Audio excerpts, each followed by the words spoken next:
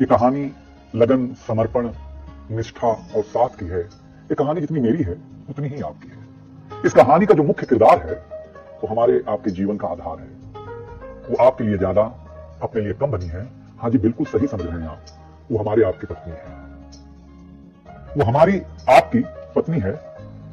कभी आपने सोचा कि वो आप एक के साथ रिश्ता जोड़ा था, लेकिन एक के साथ रिश्ता जोड़ने के लिए उसने घर, गली, आंगन, मोहल्ला, सखी, सहेली, माँ बाप, न जाने कितनों रिश्तों से अपना मुंह मोड़ा था। याद करिए, जब आपके साथ ब्याही थी और आपके घर आई थी तो बहू, भाभी, दुल्हन, न जाने कितने नामों के साथ बुलाई जाती थी।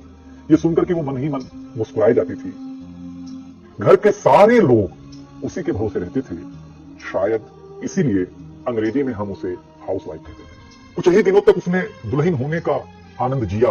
फिर झाड़ू, पोछा, बर्तन, चूल्हा, चौका, इन सब ने उसको जकड़ लिया। रोज हमारे लिए नाश्ते से लेकर खाने तक कुछ खास रखना, हमारी लंबी उम्र के लिए न जाने कितने उपवास रखना। कुछ महीनों बाद किलकारी गूंजी तो सारे ख्वाब सजे।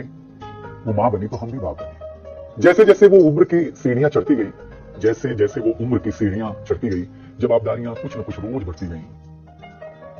एक तरफ बच्चे पे नजर, दूसरी ओर मैं ऑफिस के लिए लेट न हो जाऊं इस बात का डर। सब कुछ बराबर हो, कुछ रह न जाए, और इस बात पर भी ध्यान कि गैस पर रखा हुआ दूध कहीं बह न जाए। घर वालों की फरमाइशों का चूल्हा जो एक बार जलता, घर वालों की फरमाइशों का चूल्हा जो एक बार जलता तो कब सुबह, कब शाम, कब रात हो गई उसे पता ही नहीं चलता। इन व्यस्तताओं के बीच समय का चक्र कुछ इतना तेजी से चला, मुन्ना कब मनोज हो गया, मुन्नी कब सुमन, पता ही नहीं चला। अब तक जो था प्यार, अब उसने अपना नाम बदल करके रख लिया था तकरार।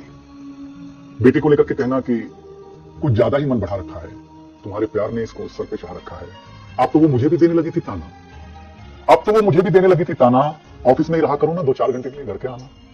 शादी के इतने दिनों बाद भी आज भी हमें सुनना पड़ता है कि न जाने कौन सा पाप किया था जो आपके साथ ब्याह किया था। और ये तो रोज की थी कहानी।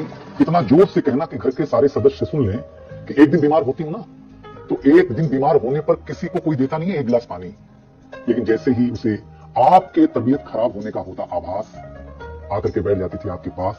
याद तो होगा ना, वो मीठी बातों के साथ माथे पर विक्स लगाना और साथ में कान में यह भी कहना कि कल सुबह अगर अच्छा ना लगे तो फिर ऑफिस मत जाना।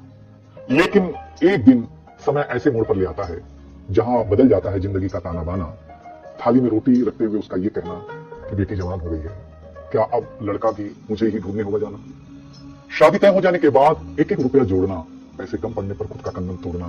सब कुछ हो जाएगा मुझे ढाढ़स बढ़ाना, सब कुछ हो जाएगा मुझे ढाढ़स बढ़ाना। विवाह का गीत खुद रोते हुए गाना। याद तो होगा ना आप लोगों को ये गुजरा हुआ जमाना। कुछ समय बाद जब हम जवाबदारियों से मुक्त हो जाते हैं तो कुछ ज्यादा ही धर्मयुक्त हो जाते हैं। उम्र के अंतिम पड़ाव पर हम बीमारियों के बीच जीने लगे हैं, बिना शक्कर की चाय पीने लगे हैं। लेकिन सच ये है कि जब तक हमारी आपकी पत्नी साथ है, चाय मीठी हो न हो, इन जिंदगी में पूरी मिठास है। जबकि पत्नी के बारे में बहुत कम लिखा गया है, हर जगह मां का ही गुणगान है। मैं मानता हूं कि मां महान है, लेकिन आपके जीवन में आपकी पत्नी का भी महत्वपूर्ण योगदान है। तो आपसे निवेदन इतना सा है कि आप अगर घर पर हों या घर पर जाएं तो अपनी पत्नी का हाथ हाथ में रख करके संतोषानंद जी का लिखा हुआ एक गीत गाएं कि तू धार है नदिया की, मैं तेरा किनारा हूं, तू मेरा सहारा है, मैं तेरा सहारा हूं।